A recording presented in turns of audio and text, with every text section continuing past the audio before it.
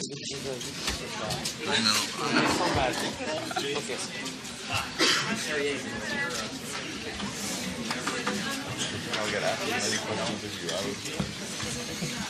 it's anyone? All right.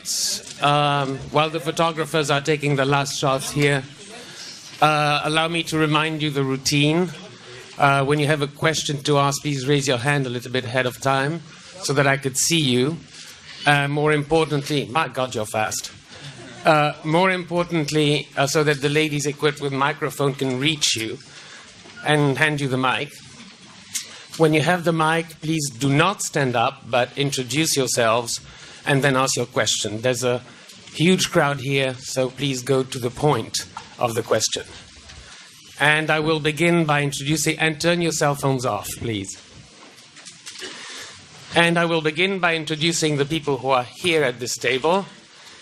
Starting on the far left, she was partnered as a producer with Mr. Paul Thomas Anderson on Boogie Nights and on Magnolia, but she also produced Jennifer Jason Leigh's and Alan Cummings' anniversary party that was shown here last year. Miss Joanne Seller. Hello.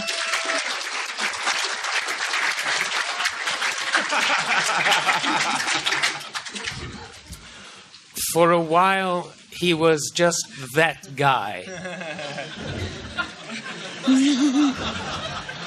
The scruffy schlub, that was a composition, who in Boogie Nights told Mark Wahlberg that he was in love with him.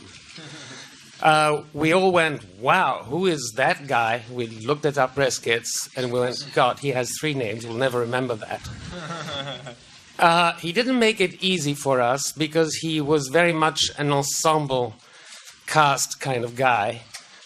He was one of the inmates in Todd Solond's delightful, insane asylum called Happiness. He got bumped off in The Talented Mr. Ripley. He embodied some kind of a cynicism in Almost Famous. On stage, he was also an almost flawless drag queen. On stage, it's another kettle de poisson. As a director, he did striking work on Jesus Hot, the A Train on Broadway. He and John C. Reilly, a Boogie Night alumni, partnered to do a most definitive True West, San Trappett's True West. And last year, he also partnered with Meryl Streep, Christopher Walken, Marsha Gay Harden, Natalie Portman, and a whole bunch of high-caliber actors for the Seagull. And if only for the strength of one scene, he stole the show. So now we don't have any problem remembering the 3 names, and that's Philip Seymour Hoffman.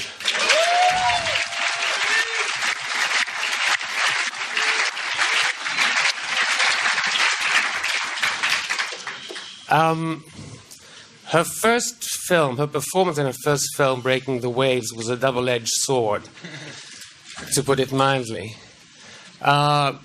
With that performance, with performances such as her performance in Hillary and Jackie and Angela's Ashes, we began to fear that she might spend her screen life either weeping or dying or both. Then Robert Altman gang happened, first with Alan Rudolph and Trixie and Robert Altman himself in Gosford Park, and changed her completely. So with Paul Thomas Anderson, free at last, Emily Watson.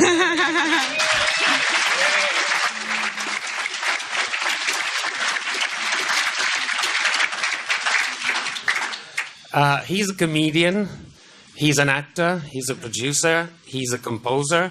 He was... No? And more. That's right. He was a pillar of Saturday Night Live. His opera man went beyond trivia and became part of American culture. He made films like Little Nicky and Big Daddy and Waterboy that were hugely popular, made a huge impact at the box office.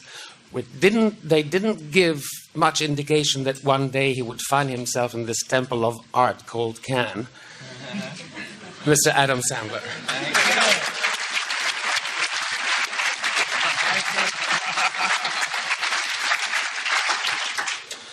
Hard Eight startled us into attention. Boogie Nights confirmed. Magnolia ratified. With his fourth film, Mr. Paul Thomas Anderson.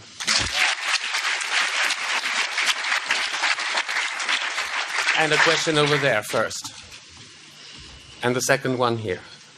Good morning, John. My name is Sandy Kenyon from ABC Radio in the States, 1010 Wins in New York. I want to ask you, Mr. Sandler, some of the others have been to Cannes before.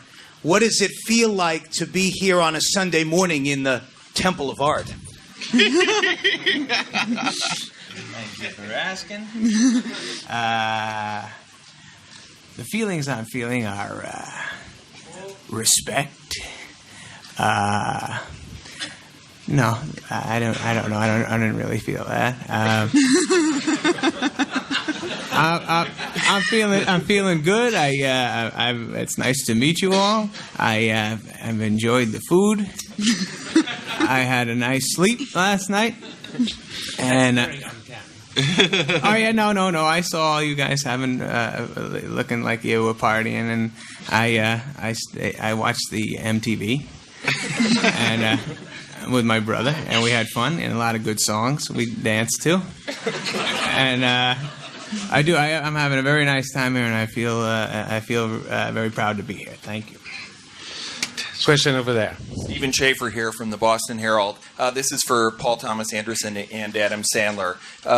For Paul, it's unusual for a big American movie to come to Cannes. A lot of people are afraid, especially when it's months away from an American release. Can you talk about your decision to come to Cannes and be here in the competition? And for Adam Sandler, do you see this as a departure, the way they talked about Jim Carrey doing Cable Guy? Is this a new direction for your career? Jim who? There's really no decision to be here. It's a privilege, and it's an honor. I mean, it's the film festival, and it's really not it's really not a choice. You desperately want it. Very nice. And that's true. And he speaks from the heart there, Paul. He's very excited, and so am I. And so are these three people.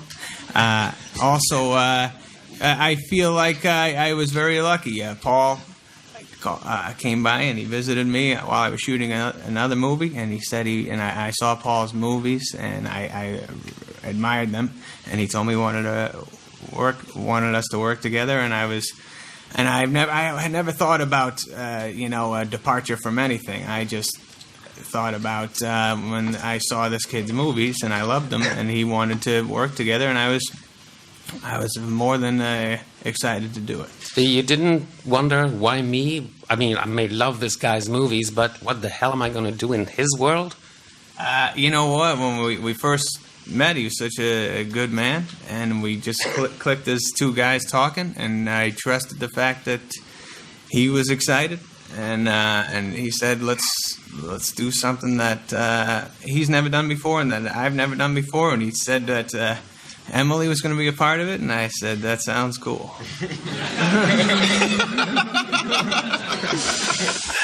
Question here and then there. Hello, my name is Inge Watchelot. I'm from Radio France International. I would like to ask Mr. Anderson a slight commentary for my colleagues non-English speaking, who had a slight problem with understanding the title of the movie, Punch Drunk Love. What is it, Punch Drunk Love, for you and for the heroes? Punch drunk, I suppose, is a uniquely American phrase that describes the state of mind when you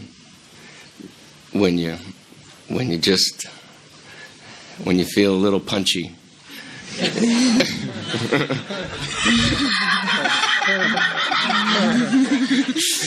And it's, I think, an accurate word to describe falling in love. Yeah. Question over there. Okay. Hi, Baz Family Boy from the Daily Sit Mail. down, Baz. Oh, all right. I'm sorry, you're just interfering with the camera. People behind you. You're tall. I'm so sorry, Andre. Anyway, No problem. From the Daily Mail in England, I just wanted to ask the director, Paul Thomas Anderson, notwithstanding the genesis, which is explained in our press notes, the film is so beautifully and unashamedly romantic. I'm just wondering what else was going on, sort of, when you were writing it. I mean, it couldn't have just come from the Time magazine piece. And Emily, talk to us about romance in movies. And also, I want to know where the great song comes from, He Needs Me. He needs me. Yeah, go ahead. No. I'll sing the chorus. He Needs Me is actually a Harry Nilsson song from Popeye, and Shelley Duvall sings it. And the other things that were going on, besides just the kind of the pudding concept, was for me was really wanting to make a romantic comedy, and really particularly wanting to work with Adam and Emily. Those were the three main things, to try and make the fourth would be to make a 90-minute movie, sort of to try and save everybody a little bit of time in their day. And those were the things. Those were the things that springboarded me to want to write a movie. And I think I had the thought of Adam and Emily, and they seemed like a handsome couple to me. Romance in the movies. Wow. Well, it's very easy to fall in love with Adam for a start. That's sweet. Paul took me to lunch at Arts Deli in Ventura Boulevard, and I said I didn't want to cry and I didn't want to die, and he said, well, it sounded like a good idea, and I don't know, it was just it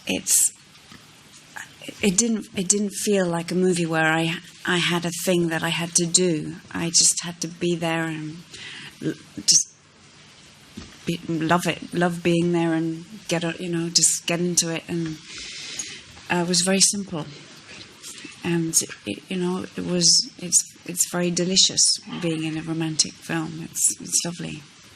It was the first time I've ever kissed a girl in a movie where I was sitting next to my girlfriend, and she actually wasn't mad at me. She was like, "Oh." That was a big plus in my life. You must have fallen in love with Emily Watson's walk, because I've never seen anyone walk on screen so consistently, so often this side of Pam Grier.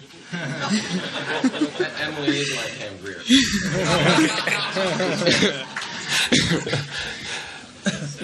Go ahead. Here we go. Bruce Kirkland from the Toronto Sun. Question for Paul Thomas Anderson. Some of us thought you were actually completely out of your mind when you cast Adam Sandler in this movie, because we had preconceived ideas of the kind of comedies he has made, and we have a notion that you don't make those kind of movies. And when I discussed this with Emily Watson back at Gosford Park Times, she told me that I was going to have to eat crow, or words to that effect. And so I'm eating crow, yes. It was a brilliant decision. What did you see in him that inspired you to choose him for this particular role? He made me laugh. Really, he just makes me laugh. But this is not a comedy in that sense, though, because it's a tragic character as well. He's funny to me.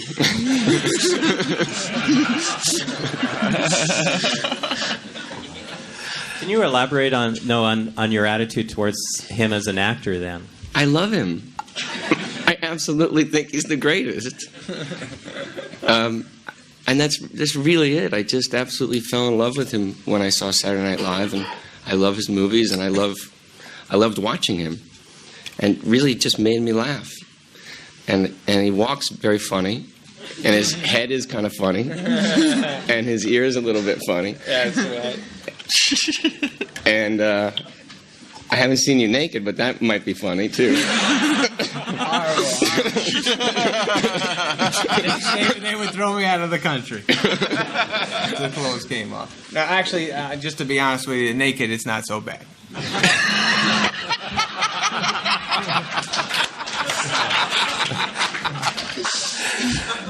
Madame. Giovanna Grassi of Corriere della Sera, Italy. We know that you love to live in the valley, but can you tell us what means to you to live alone in Sherman Oaks, to go alone during the night in the supermarket, to read on the Los Angeles Weekly hundreds and hundreds of numbers of sexy girls, and to dream of love? Can you tell us what means to you? Tell us about your life in the valley, Paul.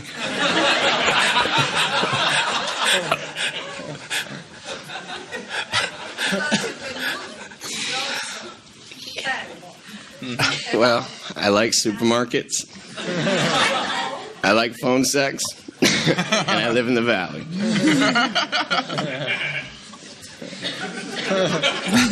The gentleman over there. Hi, thanks. It's Stephen Garrett from InStyle Magazine. I wanted to ask you all, this is such a wonderful romance, I wanted to ask Paul, you and the three actors as well, what is your favorite romance? And then also conversely, what do you think the sexiest movie ever made is?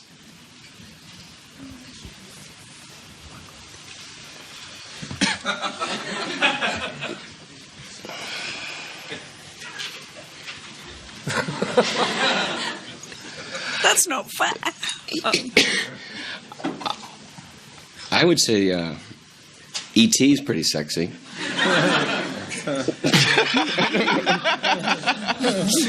Is that what the valley does to you? No, Mulholland Drive's pretty sexy. Oh, Phil. I think it is. It's great. You like that, don't you? I think it's Yeah. Yeah. Okay. The mic is over there. Le micro tout à fait là-haut, là-bas. Ah, pardon. Qui est-ce qui l'avait là? Okay, allez-y. I'm sorry. My mistake. Hi, Nick Ransom, Scriptwriter Magazine in the UK. Question for Paul and Adam. Comedians are notorious for their improvisational abilities. Could you just talk, both Adam and Paul, about how the script maybe deviates or doesn't deviate from the shooting script to the finished product? And sort of how you found a way of working from off the script and with Adam's obvious improvisational skills?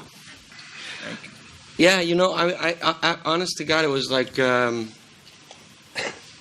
it's really sort of hard to remember how much we actually improvised and how much was written. I mean, a lot of it's written, but then we just kind of wing some things here and there, and maybe Paul did a lot of improvising on the set also when there was actually scenes that we just that day or right a few minutes before shooting, Paul rewrote it, and you know, I'd say 99% of the movie is Paul's work. I didn't add DJ Justice. Yeah, just stuff in the restaurant, but that was because Paul told me to do something like that. Yeah, there'd be times where I'd written something, but I'd just say, like maybe the scene in the restaurant when they're on the date, where it was just all just a little too kind of written. So it was like, well, just remember some of the things that were in here, but throw it out the window and just make it up a bit, you know, and wrap your mouth around it nicely and say the words, whatever really kind of works for you. But just make sure you hit this, make sure you hit that, make sure you hit that, and then fill in the blanks. But then other stuff, we'd kind of wing stuff that morning and rewrite a bit. Yeah. You know, we were kind of making it up as we went along a bit. Question over there. Hello, Chen Yuwang, Minxian Daily News from Taiwan, Taipei. I have one question for Mr. Adam Sandler. Do you have any project to work with Chinese actress, Crouching Tiger, Hidden Dragon, Zhang Ziyi? Thank you. Oh yes. Oh, I met her. She's a very nice girl, and we're talking about doing something someday.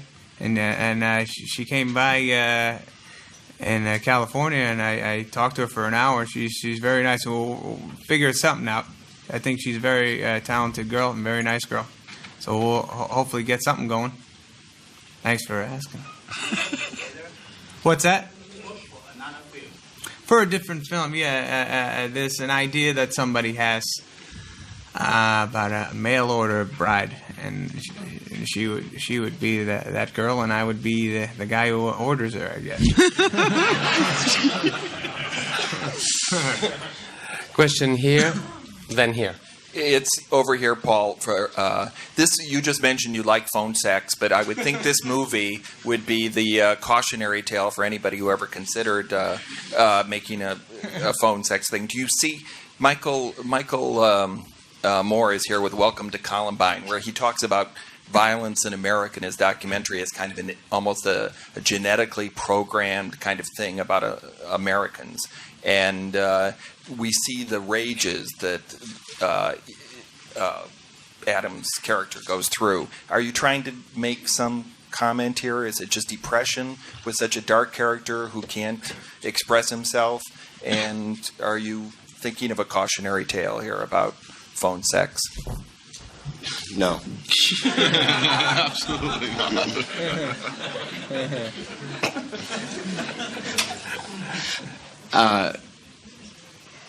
I think that he's a bit confused. He's a bit angry, and a lot of it has to do with where these. I think a lot of it has to do with how he grew up.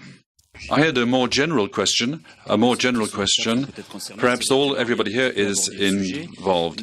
We've just talked about the subject a little bit, but concerning this theme, love on the telephone, sex on the telephone. Okay, more general question concerning telephone sex. So he's going to start his question again. Concerning what we just said, I'd like to go a little bit further concerning sex on the telephone. Is this film not a pretext to say that in our society we're aggressed on all sides and individuals find it difficult to get through? Perhaps it's a theme rather like Magnolia. It's the individual in society today who undergoes society. Is this a film which is a kind of continuation of Magnolia?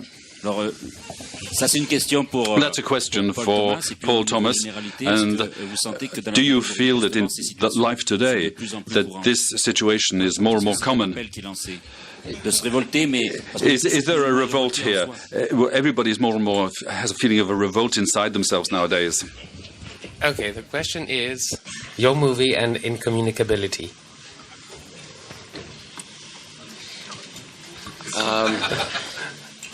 Well, I got a little bit lost. I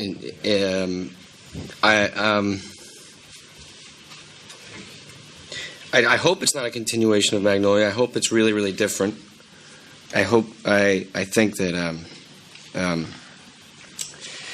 I don't know what I'm trying to say because I'm not sure that I understand the question. Basically, he was saying, why Adam Sandler again?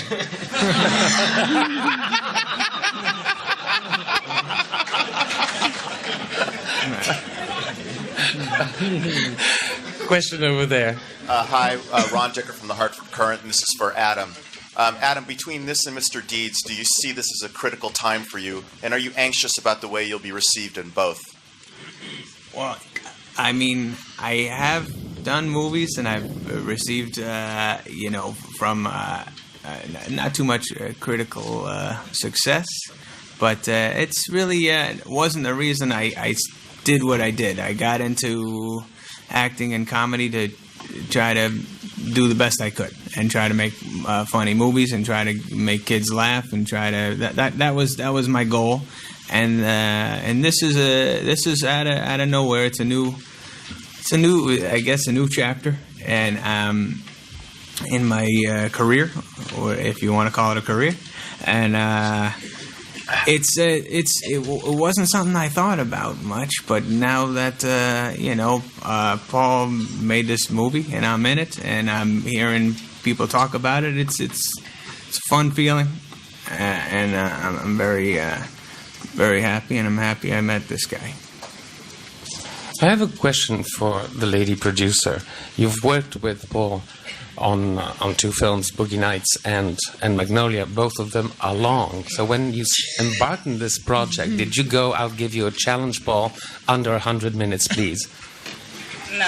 So after Boogie Nights, Paul said to me that he was going to do a very short movie, and then he wrote the script for Magnolia and presented a 180-page script. And then after Magnolia, he said, I'm going to do a very short film. So when we got the script for Punch Drunk Love, I was very happy, but I love Magnolia, I love Boogie Nights, so the length didn't matter to me on either. And so it wasn't something I asked Paul to do. He writes his own scripts. It's not in my control. Was it easy to put together? This film was, a lot easier to put together than like Magnolia or Boogie Nights. Question over there. Two questions. Very quick one. It's literally 90 minutes. Did you try to make it to the second 90 minutes? Is it like, did you trim a scene, or is it 90 minutes and 5 seconds, or was that the pledge? No, there was nothing like that. I mean, my editor's sitting right there. How long is the movie exactly? I think it's 92, so I lied. No, there was nothing like that. There was nothing. It wasn't that psychotic. It was just, whatever was going to work. And we happened to be in the ballpark. I was really shocked. Second question, quickly. About 1 million years ago, there's a Jerry Lewis movie called Artists and Models, which I suddenly thought of with Jerry Lewis and who falls in love with Shirley MacLaine, and it's kind of like this. It's a great movie. And so I wondered if is not necessarily that movie, but is Jerry Lewis a factor in this movie for both Adam Sandler and Paul Thomas Anderson? What does Jerry Lewis mean to you, Adam Sandler? And in terms of Jerry Lewis movie making, is there any homage in this movie or his way of making films? I love Artists and Models. I love it. I love Frank Tashlin. And I think Robert and I watched. I have a 16mm print of Artists and Models that we had watched. Really, just sort of more about doing some lighting stuff and trying to steal some costume stuff. But as far as Jerry Lewis, I've always considered Adam Sandler, Martin, and Lewis.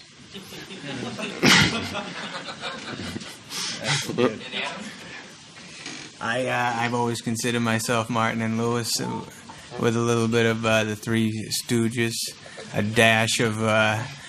No, I got nothing. Jerry Lewis was one of my favorite comedians. I met him this year. He's a very sweet man. I went to his show in Vegas, and he tore it up for an hour and a half, and I went backstage and talked to him, and he was very nice to me. And he's a big part of my life. I always loved his comedy, and actually, my grandfather passed away when I was a kid, and that night when all the relatives were coming home to my house to pay respects, I was somehow, it was like 6 hours after he passed away, I was in my room and I was watching a Jerry Lewis movie, and I was laughing, and I remember my uncle came in and said, "How you doing, kid?" And I remember looking at him and I said, "Good." And he said, "Are you upset about Grandpa?" I go, "Oh, yeah." And I felt very guilty about laughing and being happy during a Jerry Lewis movie, but my father and my uncle said that's what he's there for. Movies like that are there for, to cheer you up. And so he's always been a big part of my heart, and I always think I always love when a Jerry Lewis movie comes on. I have a question for Philip Seymour Hoffman. You go from stage to film from characters that you establish from beginning to end, and others that you establish in 4 minutes, 3 scenes. How does one go about establishing the latter? I mean, do you just walk in and go, I have 3 lines to establish the character, or 3 grunts, or whatever? Well, yeah. Well, 3 grunts would be pretty hard. I don't know. what comes first? The voice? Is it the attitude? Is it? No, I think it's just approach it the same way I would play or a bigger part in a film. You know, I think it's about you kind of look at your job in the story. You know, and my job in this story is Paul didn't say this to me, but I always see it as that I'm the nightmare and the dream. You know, I'm his worst fear, and he needs to overcome me before he's ever going to be able to be with Emily, and so I understood that. You know, I understood what that kind of nightmare fear is about. You know, making that call and all of a sudden ruining your life, and there's the guy behind that call, you know, that you didn't expect to be there. And so that's really what I look at. I go, what's my job in the story? What's my cog in the wheel, you know? And so I just wanted to foot that bill. I wanted to make sure that I was a character worth fearing, and a character that was big enough that it was going to take him a lot. He'd have to go through a lot in order to overcome me, you know, and that's really how I look at all those types of parts. I try to see, where's my if I don't do my job, how will the film be less successful? You know, and so because those are what kind of small character roles are about. You know, they're about that. If you need that ingredient for the other main story in order for the other main story to be as potent as it can be. You know, and so that kind of tells me what I need to do most of the time. Yeah. Thank you. Sir? Hi, Sperling Reich from Film Stew in Los Angeles. I have a question for both Philip Seymour Hoffman and a couple for Paul Thomas Anderson. We all know what we think about Paul Thomas Anderson. You've worked with him several times, so what do you see? What are your thoughts on why you continue to return working with him time and again? And for Paul Thomas Anderson, I was wondering if you could speak a little bit about the sound design for the film, which is quite unique, as well how you convinced... No, Steppo et il Time-o. Go ahead. Step little Time-o. I should have listened to that. No, okay. Why I continue working with Paul? Because he's my friend. You know, I mean, people. It's kind of gone beyond. There's a director who will hire me. I hope he hires me again. I mean, it's not like that. He's a friend of mine, and we spend more time probably talking about things that have nothing to do with our careers for whatever now than we do about the work. You know, it's kind of like we'll be talking about something, and all of a sudden Paul will say, "Oh yeah, I've written this thing," you know, in the middle of it, you know, and there's this thing I'd like you to play, you know, read it, and I'll read it, I'll talk to him again, and so really it's more about friendship and camaraderie and liking having someone around, you know, when you're working, you know, and because it's not easy, you know, and you want to be able to trust the people you're with when you're working, because you get pretty personal, and sometimes you lose your cool, and you want to know you can turn around and you'll see Paul, or Paul will see me, or Bob, or any of these people that are always involved in Paul's films. You know, it's very warming feeling, you know, and that's why, you know, I'll just work with Paul whenever, and him with me, and I'm sure it'll be like that till one of us, you know, isn't here anymore, I hope. And the second question was about sound design. Sound design, and also, how did you, I mean, this is a major studio release, so how did you convince, going to Columbia with a 90-minute script and Adam Sandler in a serious movie, how did you wind up convincing a studio to take that challenge on?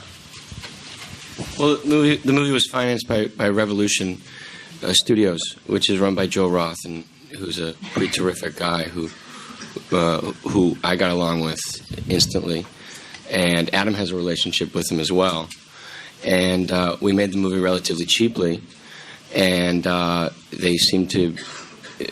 seemed to like the idea and like the script, and there really wasn't a lot of question. He had a lot of faith that we would make a good movie, and I promised that I wouldn't ask him for any more money, you know, that it would be what it was going to be, and so he had to borrow money from me. Question over there. Okay. Sound design. Yeah. Well, we just had a lot of ideas and put them to work, really. we spent a lot of time, Leslie Jones, my editor, and I, working with pretty closely with John Bryan, the composer, and coming up with all kinds of interesting sounds that was really sort of trigger. I think that I just had the idea when I was writing the script that would be a nice element that kind of could work as soundtrack to a certain extent. You know, just and a lot of it came from the actual warehouse space where we were shooting in. There was just something out there. I don't know. It was just.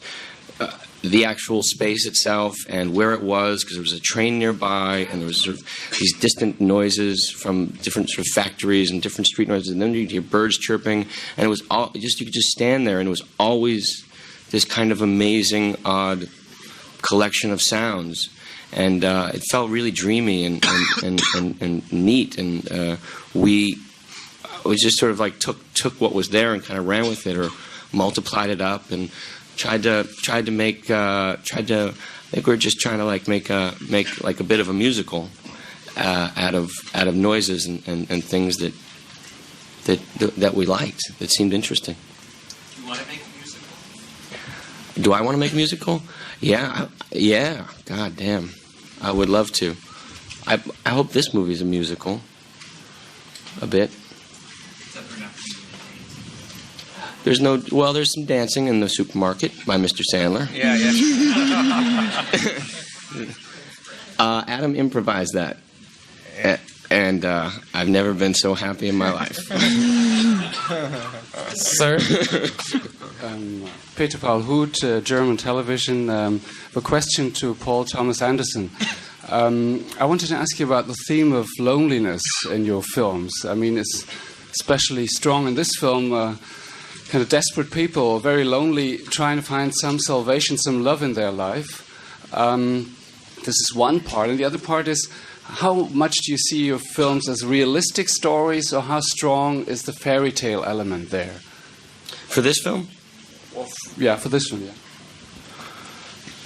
Between reality and fantasy, and hopefully, that's a movie too, you know, and hopefully a little bit dreamy and kind of punchy, like like falling in love feels like. And about loneliness, you know, I think we can all feel pretty lonely sometimes, and I know that I can sometimes, and so I go and write a movie so that I can be around people.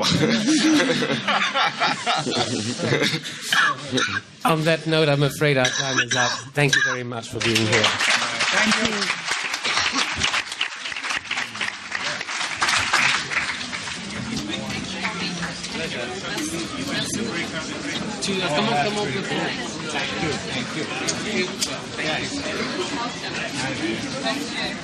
Thank you.